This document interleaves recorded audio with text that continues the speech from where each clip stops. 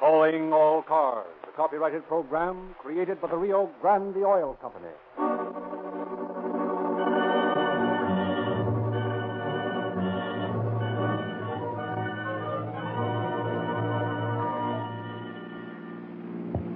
Los Angeles Police calling all cars, attention all cars, broadcast 6 regarding a holdup on Terminal Island just before noon. There's 2 bandits. Number 1, dark complexion, Mexican or Filipino, about 20 years of age, wearing a dark suit and gray cap. Number 2 is also dark, wearing a gray suit and gray cap. These men may be heading north toward Los Angeles. Keep your eyes open, boys. That's all. Rolls and clerks.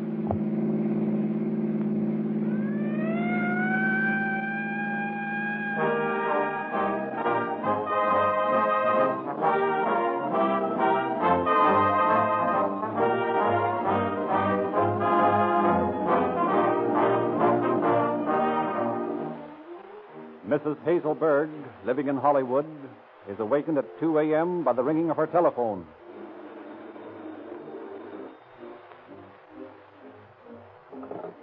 Hello? Goodbye, Hazel. This is Virginia. I've turned on the gas. I'm dying. But before I leave this world I hate so much, I wanted to say goodbye to you. Goodbye, dear. Oh, hello? Hello, Virginia. Hello. Oh, operator, give me the police department. Quick, this is an emergency. Quick. Los Angeles Police calling car 42, car 42. A woman committing suicide with gas at 7566 North Edinburgh in Hollywood. That's us. Let's go.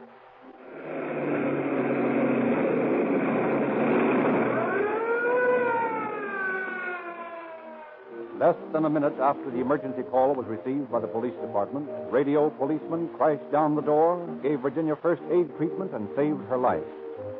A few seconds longer, and it would have been too late. And because the police meet hundreds of emergencies like this every day, when seconds saved mean the difference between life and death, they specify Rio Grande cracked gasoline to power more police and emergency cars than any other brand. This emergency gasoline galvanizes into action at the touch of the start. It accelerates so much faster than ordinary gasoline. Police and emergency car drivers in Los Angeles, Oakland, Berkeley, and many, many other cities, as well as deputy sheriffs in Maricopa County, Arizona, and many other counties where great distances must be covered at top speed, all swear by Rio Grande cracked gasoline as the fastest, most powerful, most efficient gasoline they have ever used. And every day, scores of motorists who try Rio Grande cracked gasoline for the first time get the thrill of police car performance in their own cars.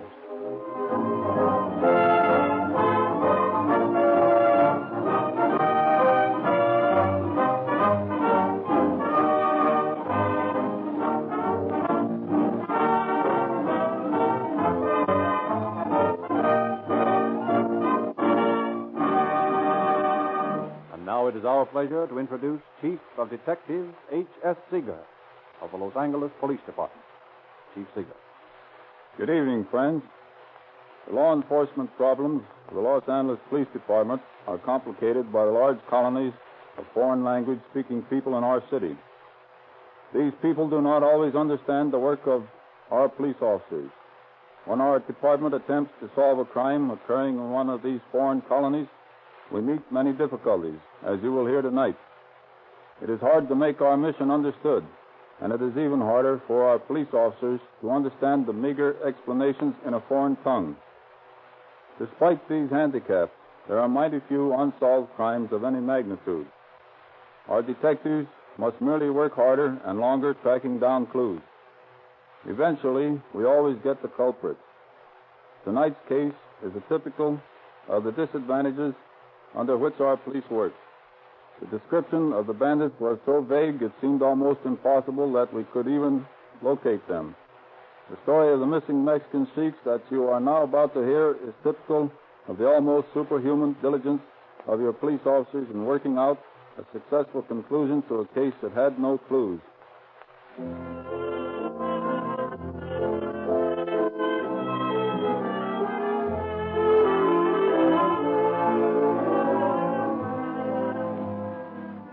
It is late morning of February 5th, 1930.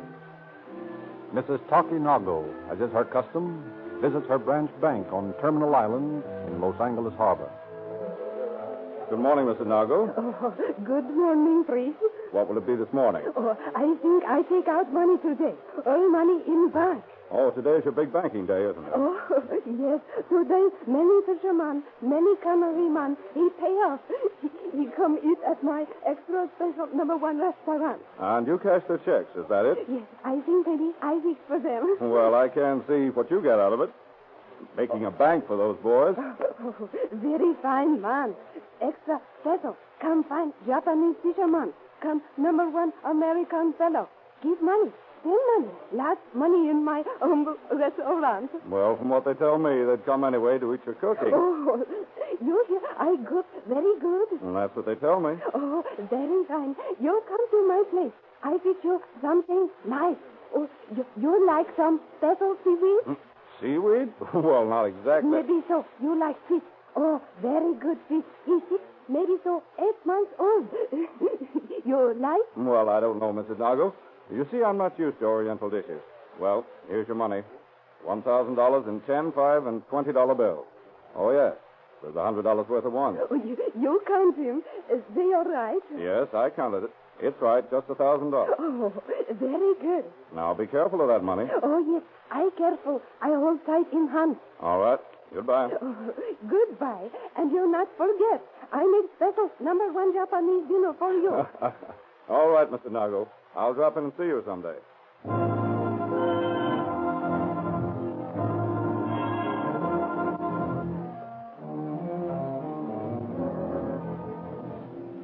As Mrs. Nago leaves the bank and walks down the street toward her chop suey restaurant, a sedan, which has been parked across the street, makes a U-turn, passes the little Japanese woman, and comes to a stop a few feet ahead of her. A young man gets out and stands with one foot on the running board, talking to his companion at the wheel as Mrs. Nago approaches him. Then, just as she is passing... Give to me that money. Keep your mouth shut, you. Come on, give it to me. Stop. Get it aboard. Oh, stop. He steal money. He steal All right, come on, money. go ahead. Come on. Man, stop it.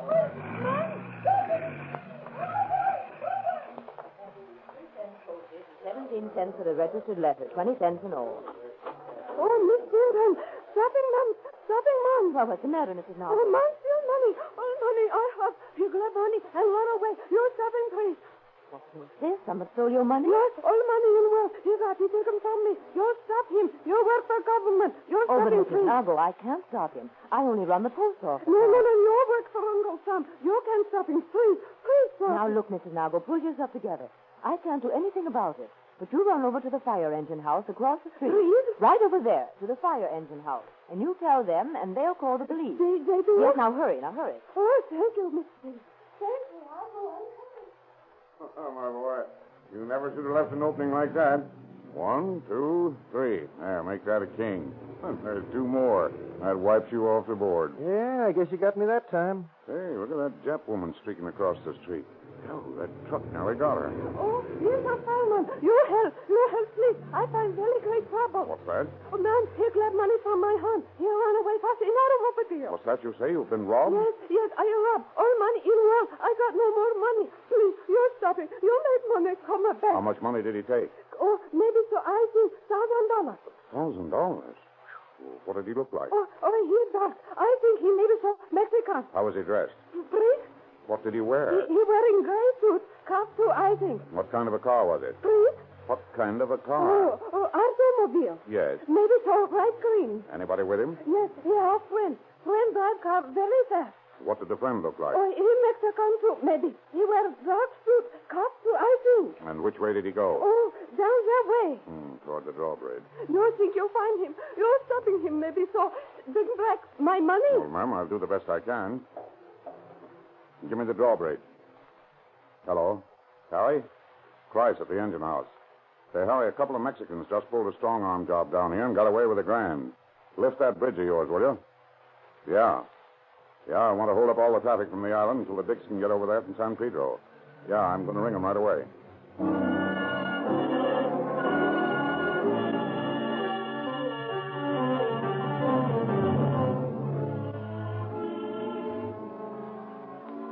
Captain A.L. Gentry and Detectives Evans and Dunphy answer Captain Price's call. Dunphy is detailed to keep a lookout in San Pedro for the car and occupants answering the Japanese woman's description. And Captain Gentry and Evans cross to Terminal Island on the ferry. At the open drawbridge, a long line of irate motorists greet them with honking horns as they are joined by officers George Finn and C.H. Hidley from the Wilmington station.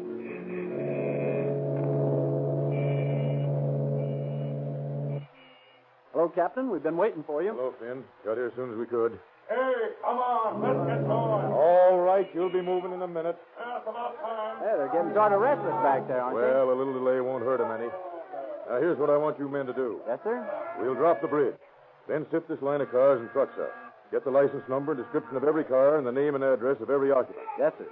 And if you find a light green sedan with 2 Mexicans or Filipinos in it, one dressed in a gray suit and the other in blue, both wearing caps, arrest them and bring them in. Right. I doubt if you'll find them in this lineup, though.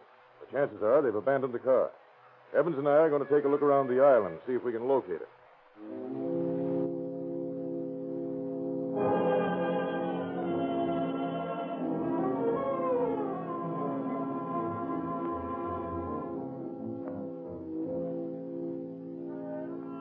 Along the piers where the great liners lie moored after their journeys from the Orient and the South Seas, and up and down the docks where scrubby tuna clippers sway at their moorings, Gentry and Evans search for the robbers. Their hunt leads them past warehouses that smell of cargoes from far places of the earth, and through streets where the fishermen are drying their nets, past canneries and past lumber freighters. Finally, as they turn into Seaside Avenue. Say, Captain, this might be it. What? You see that sedan down there? Parked right in the middle of the street. Both front doors are swinging open. Yes, sir. Say, we'll have a look at that. No, that couldn't be it. The description is light green. This car's blue. Oh, that don't mean nothing. That poor Jap woman was probably so scared she couldn't tell the difference between light green and dark blue. Come on, let's have a look. Okay. Looks like somebody left it in a hurry. Yeah, they've been running it fast. That radiator's hot. Who's it registered to? Let's see. Now, you might know it's a rented car. California Auto Park in San Pedro. I'm going to ask that woman over on the porch there if she saw anybody in the car. Okay. Pardon me, ma'am. You know who owns this car? No sabe. Did you see anybody leave it there? Sí, dos hombres. 2 men, eh?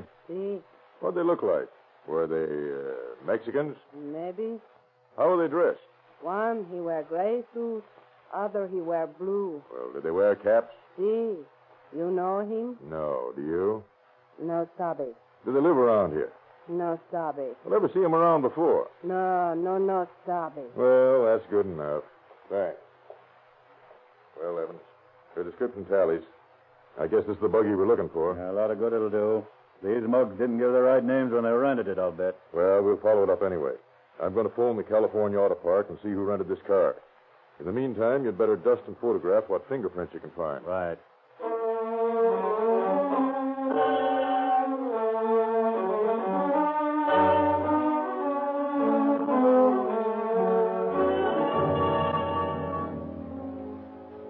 The auto park manager informs Captain Gentry that the car was rented by one J. Colano of 8328 Street, San Pedro. On the way back from Terminal Island, the detectives check this address and discover that it's a school building. They return discouraged to the San Pedro police station to determine their line of action. Well, we're pretty much up the well-known tree. Phony address, phony name without a doubt.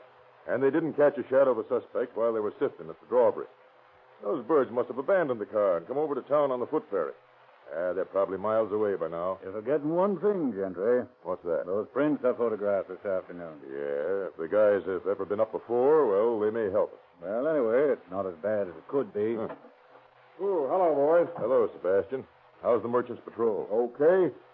I dropped over from the island to get the latest dope on the crime. Well, there isn't much dope.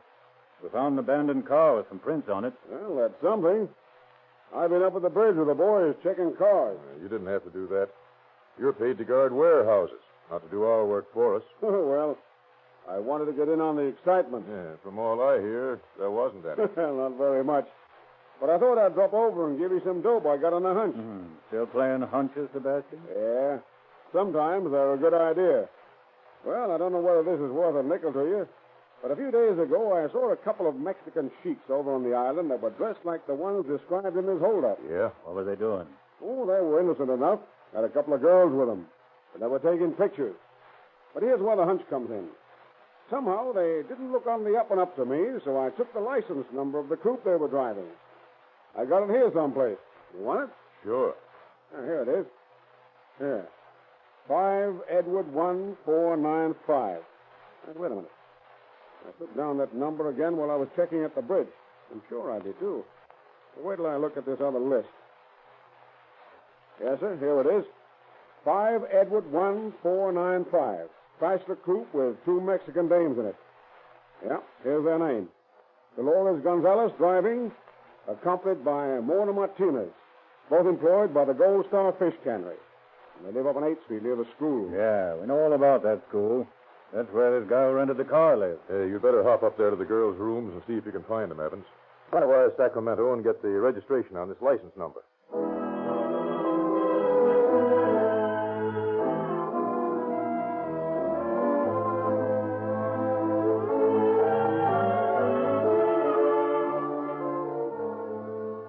The Department of Motor Vehicles quickly replies to Captain Gentry's query with the information that license 5E1495 is registered to Dolores Gonzalez at an address on 3rd Street in San Francisco.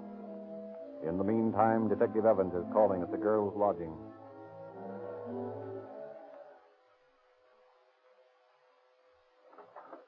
Yes, You the landlady here? I am. I'm trying to locate Dolores Gonzalez and Mona Martinez. They live here, don't they? Well, they did. What do you mean? They checked out a half hour ago. They did? That's what I said. You know where they went? No. And this ain't no information booth for their boyfriend. Wait a minute. Don't shut that door in my face. I'm not a boyfriend of theirs. I'm a police officer.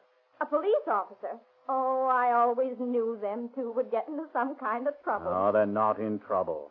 I want to question them. Well, they ain't here. I told you that. Are you sure of that? Sure, I'm sure of it. Oh, here's the money they paid the rent with. Here, just a minute. Let me see that dough. New $1 bills. 5 of them. I'll give you a $5 bill for them. What for? Because I want them. Well, all right, I guess, if your 5's good money. Well, if it isn't, you can always find me at the police station. Look here, you said something about the boyfriends of these 2 girls.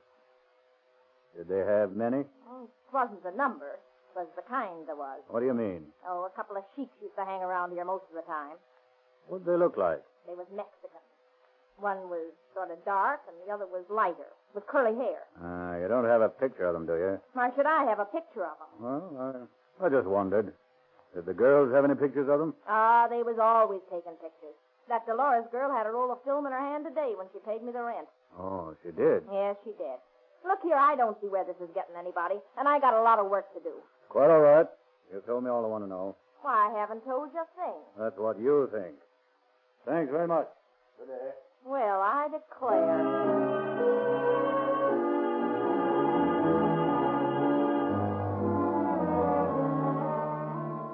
The landlady's dollar bills bear the same serial numbers as the money issued to Mrs. Nargo. Every drugstore and Kodak store in San Pedro is searched for the roll of film. Every traffic policeman and motorcycle patrolman is furnished with the number of the Chrysler Coupe on their daily hot sheet of wanted cars. San Francisco police are asked to watch for the 2 girls in the coupe, and police in Ventura, Santa Barbara, San Luis Obispo, every town between San Francisco and Los Angeles are requested to be on the lookout. The following morning, Lieutenant Barlow, police department fingerprint expert, sends his report to Captain Gentry, who is opening it just as Evans bursts into his office. Well, here they are. What? Why, the missing pictures. Where'd you get them? Picked them up at the Green Cross drugstore. They were in the name of that Gonzalez girl. Oh, that's swell. And say, look here. Barlow reports that the prints on that car are the same as those of Paul Jojola, alias J. Colano. Well, I'll be. Used his old aliases when he rented the car. Yep. He's on parole now after serving time for a robbery job in 1928. Up to his old tricks again, eh? Looks like it. And say, here's a kick. Yeah? Oh, this is good. His address entered on his police record is 832 8th Street. At school again. Well, let's have a look at those pictures. Yeah, here they are. 2 women and 2 guys. Well, so far so good. They fit the description. Yeah, here's the wavy-haired one wearing the gray suit and the darker one in the blue suit. Yeah. And look at this. The wavy-haired one poses full face with one of the dames in this picture. And then in this one, he poses profile. That's as good as shooting him for the mug book. If we can find a mug on him, it'll be a cinch to identify him. Well, one of these guys is Colano. The question is, which one? Better get Barlow to send you his mug. I'll do that right away. And you take these snaps over to the island and see if you can get an identification from the Japanese woman. Oh, yeah, and you'd better stop in on that landlady and the parking station manager. See if they recognize him, too. Right.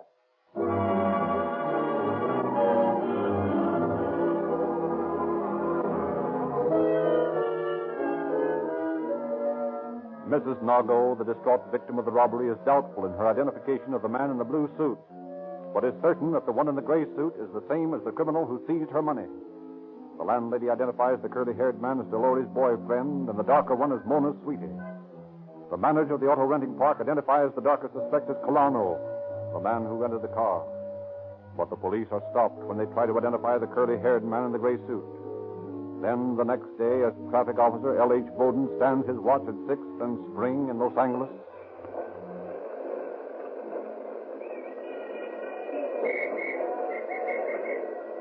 Hey, buddy. Order that green coupe going down Spring. Okay, jump on. What's up? I wanted car and they didn't stop. Well, you can't get through that traffic on 5th. Here we are. Pull over to the curb. Who, me? Yes, you.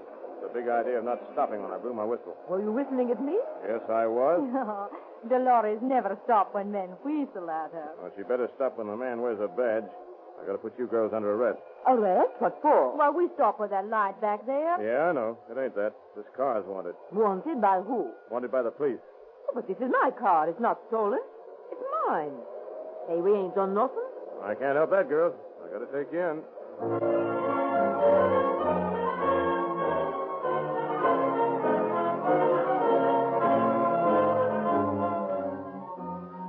Loudly protesting their innocence, the two girls are booked at Central Station and then transferred to San Pedro, where they are questioned.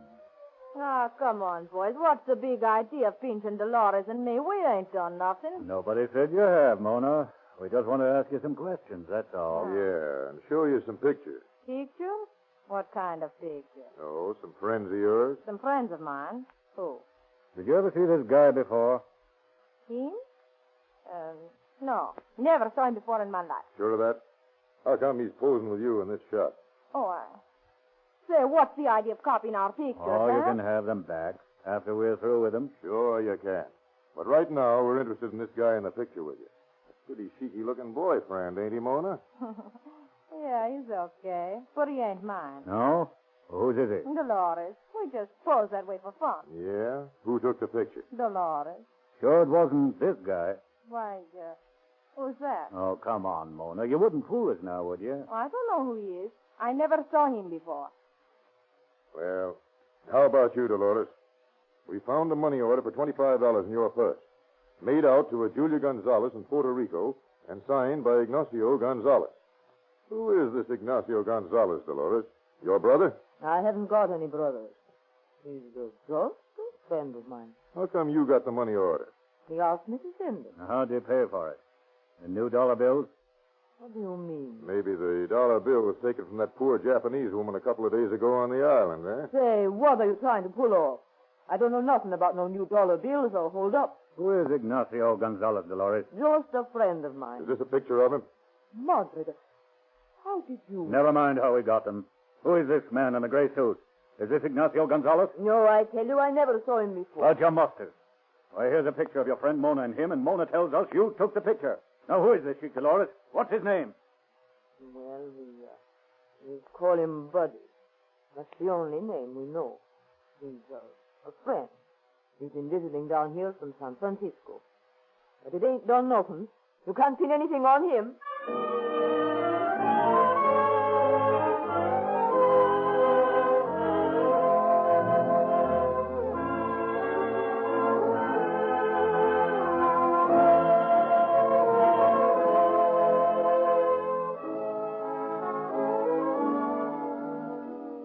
Convinced that the man in gray is the same Ignacio Gonzalez, whose name appears on the money order in Dolores' purse, Captain Gentry has Los Angeles and San Francisco check their mug books for the man.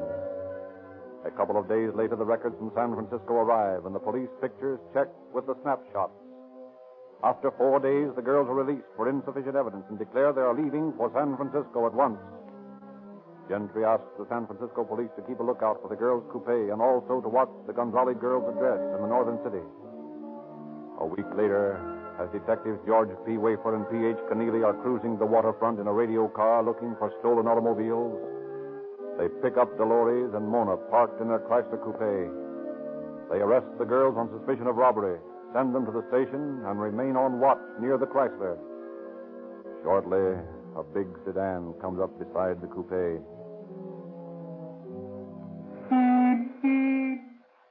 Hey, Dolores, what are you doing? You're sleeping? Just a minute, boys. We want to talk to you. Hey, stop. We're police officers.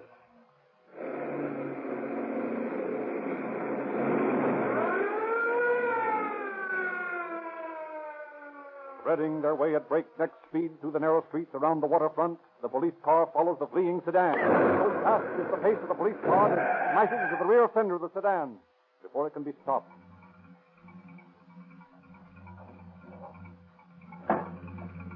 Well, this baby won't run away anymore. Dead? Look at him. 4 bullets in the head. Yeah, but there was 2. Where's the other one? He must have jumped out as they hit the curb. Come on, he can't be far away.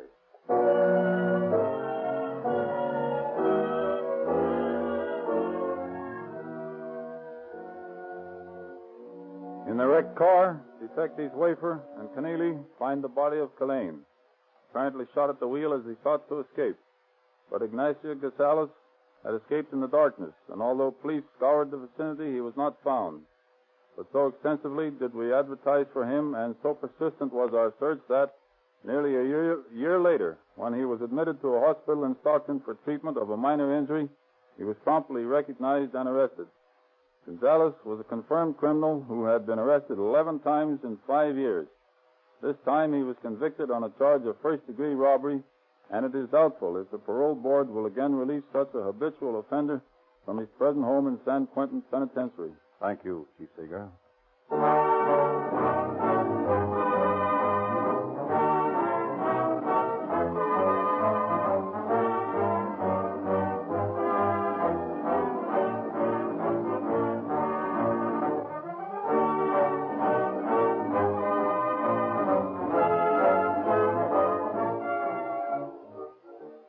Ladies and gentlemen, Chief Seeger has been talking tonight to an audience of millions of people, which includes many boys and girls who are anxious to help the police departments of their cities enforce the laws and capture criminals. The Rio Grande Junior Police Department has enrolled hundreds of thousands of these boys and girls on the side of law and order. Rio Grande supplies police badges, detective microscopes, fingerprint outfits, and other detective and G-man paraphernalia free to all members. We invite every boy and girl listening tonight to join. See the Rio Grande dealer in your neighborhood and ask how you can get your detective outfit free. And parents, bring your youngsters with you when you drive in for Rio Grande cracked gasoline. While they're enrolling for crime prevention, why don't you enroll for accident prevention? Now is the time to lubricate for safety, and your Rio Grande dealer is equipped to give your car scientific Sinclair lubrication. This is entirely different from the ordinary grease job you usually get. Sinclair engineers have worked with the manufacturers of your car, of every car, and both have agreed upon a certain Sinclair oil or lubricant for every moving part. Sinclair lubrication is the kind your car maker specifies.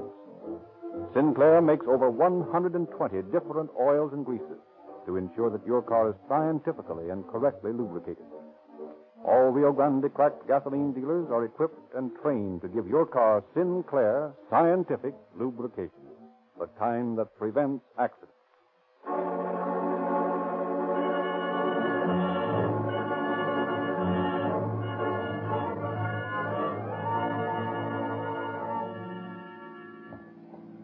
Please, calling all cars, attention all cars. The cancellation broadcast 6. Suspects described in this broadcast are now in custody. That's all. Roll clear.